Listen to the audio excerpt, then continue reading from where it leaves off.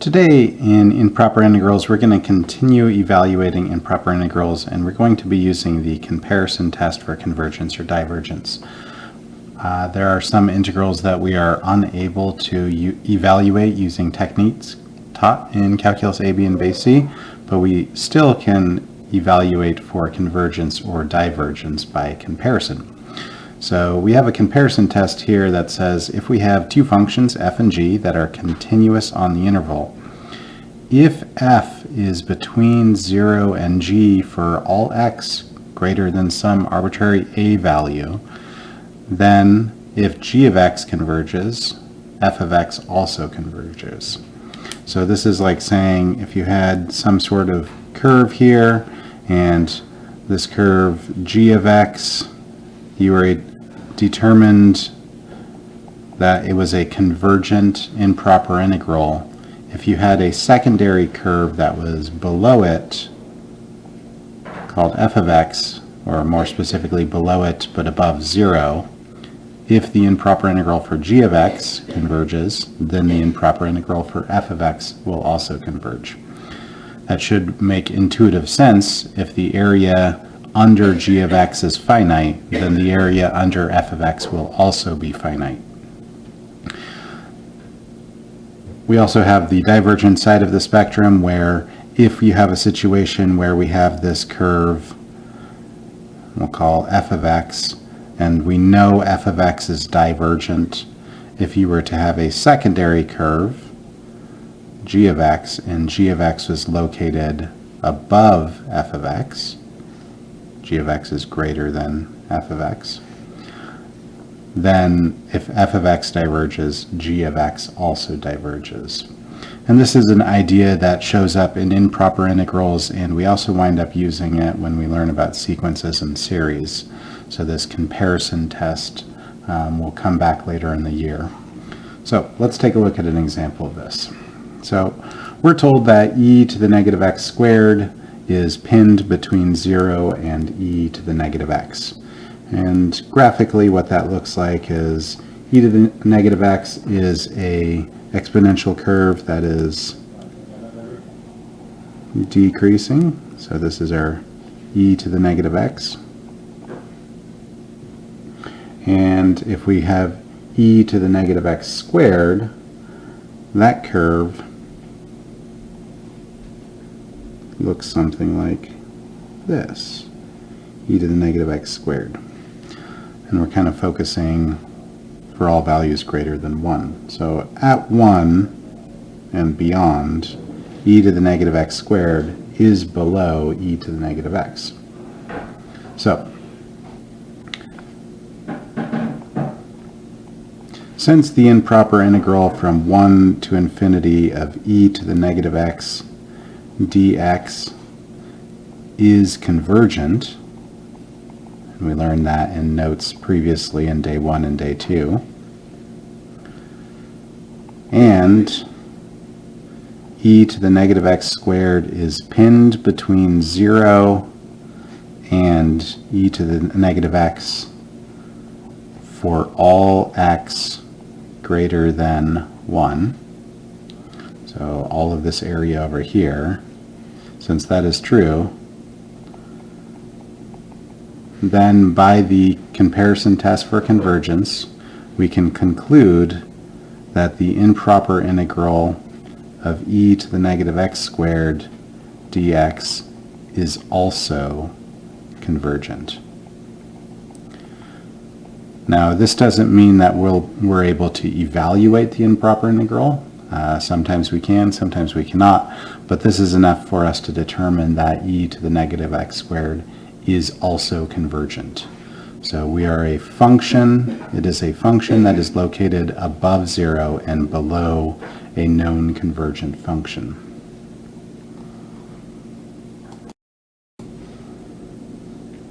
As an if-then clause, it would be like saying this is your, if this is true, then we know this to be true. Okay. Looking at the next expression, example 1b, we have a function that we need to determine whether it converges or diverges. And we're going to continue to use the comparison test. We, however, may not be able to evaluate the expression, but we could determine whether it's convergent or divergent. Now, in this case, they actually don't give us a function to compare to, and this is oftentimes the problem. We need to determine what to compare it to. And some improper integrals that we've experienced knowledge about are the improper integral of 1 over x, or for that, really any p series is one comparison that we know. And another common comparison that we can do is the improper integral of e to the negative x dx, because those are two that we've proven convergence and divergence for. So oftentimes we're going to want to compare to those two things. So comparing the expression that we have to the two that we're most familiar with, we see that it most closely resembles the 1 over x. So what I want to do is compare the integrand of 2 plus cosine x to the integrand of 1 over x. And they're pretty similar looking, but in this numerator we have 2 plus cosine x. Well, we know 2 is bigger than 1. And cosine of x, while it fluctuates between -1 and +1, if we add 2 to that value, 2 plus -1 will give us an answer of 1, and anything greater than -1 will give us a number bigger than 1. Consequently, we know this integrand is always going to be bigger than or equal to this integrand. So now we can set up the comparison. Since the improper integral of 1 over x dx is divergent, and we know it's a divergent because it's a p-series integral, p equals 1. And 1 over x is less than or equal to 2 plus cosine x dx for all x greater than or equal to pi. And I chose pi because that's the boundary that we start at. Though we could choose any arbitrary number. We're able to draw our conclusion now. Since these two things are true, then the improper integral of 2 plus cosine x over x is also divergent. So this is a case where we are drawing a curve that is going to be above a divergent curve, as shown above in the notes here.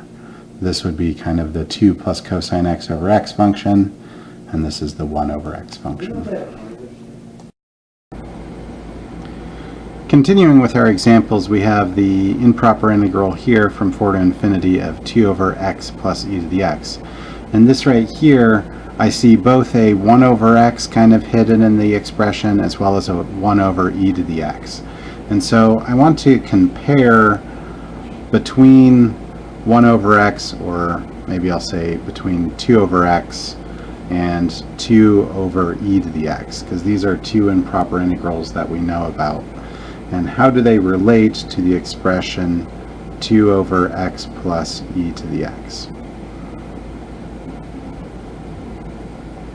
So, in this case, they're very similar. As you notice, for numbers 4 to infinity, if I add in a e to the x for the denominator, I am making my denominator larger compared to that, which means if my denominator is larger, this expression overall is going to get smaller than the expression on the left. Similarly, for e to the x on the denominator, if I add a number 4 to infinity to the denominator, it's going to do the same thing. So I have these two comparisons. Now when I compare with this one, I have a curve that is divergent. Recall that the improper integral 1 to infinity of 1 over x is divergent. It's a divergent p-series. So 2 over x is just twice as tall, but it's also going to be divergent. So we have a curve that is smaller than a divergent curve. That does not inform us using the comparison test. but given the expression 2 over e to the x, we have already established that e to the negative x is convergent, so twice that value will also be convergent. Therefore, since this is smaller than a convergent curve, the improper integral for this expression will also be convergent. So let's write that out as a sentence. Since the improper integral from 4 to infinity of 2e to the negative x dx is convergent, and 2 over x plus e to the x is less than or equal to e to the negative x for all x values greater than 4.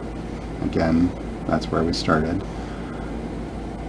We are below a convergent curve. We can then conclude that the improper integral from 4 to infinity of 2 over x plus e to the x dx is also convergent. This is a convergent improper integral. We are less than that one, so we are also convergent. All right, moving on to part D, we have another equation that looks very similar to part C, except for in this time we have a subtract here instead of a plus, and we have e to the negative x, which, mind you, is still a positive number. So we want to start making comparisons, and the first comparison I'm going to do is relating the expression to 2 over x. And what we have is x minus e to the negative x. Because e to the negative x is a positive number for 4 to infinity, I'm going to be subtracting a positive small number from this x, which makes my denominator get smaller. It'll make my denominator get smaller. And if my denominator is getting smaller compared to this, then the expression overall will be larger. Remember, a smaller denominator will make a larger number overall. So we have a comparison, and we don't need to go further because we know that 2 over x is divergent, and we are larger than a divergent curve. So we've established the comparison that's going to enable us to solve this, or solve the convergence for this problem. So since the improper integral from 4 to infinity of 2 over x dx is divergent, and again we know that because it's a p-series, p equaling 1, a p-series improper integral. Since this improper integral is divergent, and 2 over x is less than 2 over x minus e to the negative x, for all x greater than 4, greater than or equal to 4, we can conclude that the improper integral of this expression is also divergent. So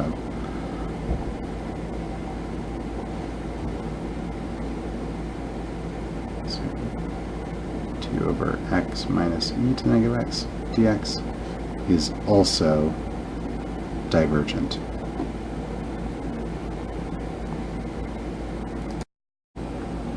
All right, moving on to example E. We have an improper integral and we're trying to determine convergence or divergence. I see a x in the denominator, so my first instinct right away is to make a comparison to 1 over x. So I'm going to write the two expressions. And comparing these, the denominators are the same, but the numerator, I'm adding a value, albeit a small value, to the numerator, a small positive value. So because my numerator is larger than on the left, then I can say that the whole fraction is going to be larger than 1 over x. So this expression is larger than that expression for x values 1 to infinity. So that comparison allows me to set up my sentence structure. Since the improper integral of 1 over x is divergent, p series p equaling 1, and the comparison of the two functions is true for all x greater than 1, greater than or equal to 1, we'll say.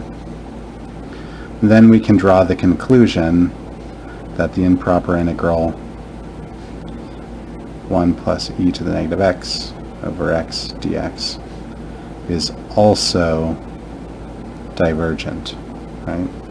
So we have a case of where 1 over x, that area is unbounded, it's an infinite amount of area, and we have some other function which is somewhere above the 1 over x function. So we're in essence adding more area to an already infinite amount of area. That's why we have something that is also divergent. Okay, an example of an improper integral that we haven't seen yet in the notes is one that occurs at a vertical asymptote. And in the case of x to the negative 1/3, what we're going to have is we have this idea that we're looking as we approach 0. These numbers, our lower bounds, are getting closer to 0 of 1 over the cube root of x. And this expression here we can see has a vertical asymptote at 0 because as we substitute 0 in for the denominator, we get 1 divided by 0, which should cue into our understanding of graphs that there's a vertical asymptote there. And so we want to examine the convergence or divergence of this expression. And an example here, it's saying evaluate these with a calculator.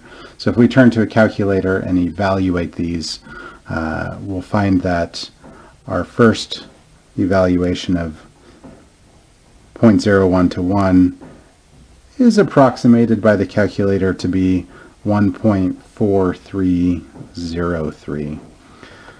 And as we progress closer and closer to 0, we should get an answer that either diverges or converges closer and closer to the true value of the number.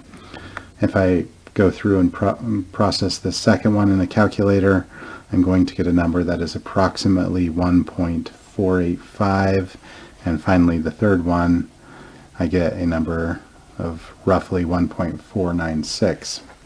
I'm not seeing a profound growth of these values, so it might be safe to assume that this actually converges to some number pretty close to 1.5.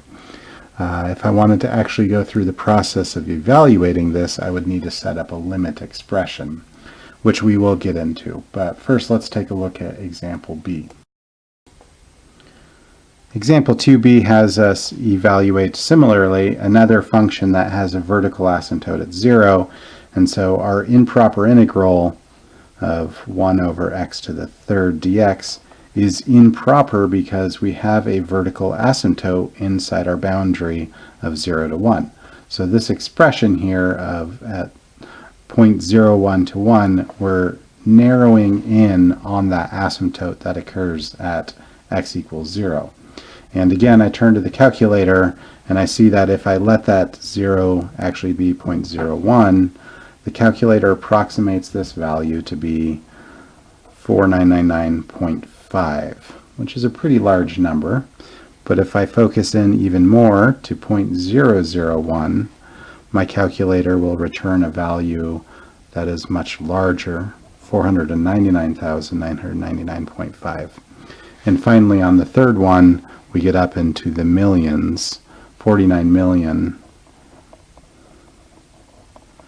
So the calculator exploration is lending itself to the belief that as we get closer and closer to 0, the integral grows ever larger. So here again, my expectation is that for this particular function, we have a divergent improper integral as we approach 0 from the right-hand side.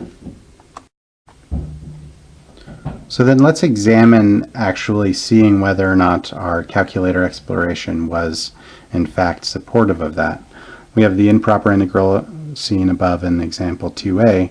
Here we have the boundary going from 0 to 1, and if we're going to set this up as a limit expression, the way we should evaluate improper integrals, we're going to be approaching 0 from the positive side, because our improper integral goes from b to 1. So that's 0 to 1, we're evaluating the curve on the right-hand side of 0, x to the negative 1/3 dx. This is our limit expression. Graphically, if we're trying to picture what this looks like, we have a vertical asymptote at 0 in our curve. Looks something like that, and we're capturing that area out to 1 with the improper integral. And the finding above was that it was actually a finite value. So let's evaluate this limit expression. If I take the antiderivative of the integrand, I'm going to get add 1 to the exponent, divide by the new exponent, 3/2 x to the 2/3, evaluated from b to 1. Then we can finally plug in our boundaries. Big F of the top minus big F of the bottom. And when I go about evaluating this limit, if I plug by direct substitution 0 into this expression, this value, 0 cube rooted and squared, approaches 0. So this, when we evaluate the limit, is 0. So we get that the improper integral evaluates to 3/2. And in our exploration, as we got closer and closer, we saw that that number got closer and closer to 1.5. Our evaluation, in fact, was 1.5. So the calculator supports our findings. This approach, of course, is the definitive way to determine whether or not it's convergent. This just appears to support convergence. You have to go through and actually prove convergence. So let's move on and do that again, trying it out with 1 over x cubed. Again, we're going to be approaching our 0 from the right-hand side, the expression of x to the negative 3 dx.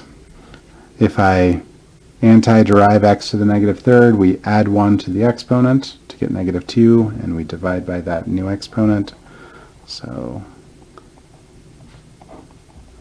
this is our antiderivative evaluated from b to 1, and we're taking the limit of that expression. The limit as b goes to 0. Plug in the upper boundary, we get negative 1 over 2 times 1 squared. Subtract, plug in the lower boundary, 2 times b squared. In this case, when I take the limit as b approaches 0 from the right, we're getting a number that is approaching 0 in the denominator. And when we approach 0 in the denominator, that means we are essentially approaching infinity overall. So I have this negative 1/2 plus infinity. So this plus infinity gives us a sense of the fact that this limit keeps going unbounded. So the limit does not exist, or you could argue that it goes up to infinity. Consequently, the improper integral is divergent. Okay? And again, if we consult what our calculator exploration did for us, the first time we did it, we were at 5,000, and then we were at 500,000, and we climbed all the way up to close to 50 million. So it seemed like as we got closer and closer to 0, our area calculation was getting infinite. So if you'll notice, both of these curves look like p-series, and we learned in the past that a p-series where the p-value is greater than 1, we were convergent. But that's true only on the side approaching infinity. So on the side approaching to 0, we actually have the converse relationship, the opposite relationship. So when p is greater than 1, we get divergence if we're approaching the vertical asymptote. Likewise, if p is less than 1 and we're approaching the vertical asymptote, we get a convergent p-series integral. So that's summarized in the table above. As you can see, if a function is the form 1 over xp, it tends to converge as x approaches infinity, but it will diverge as x approaches 0 from the right-hand side if p is greater than 1. And I guess that's missing here, so if p is greater than 1.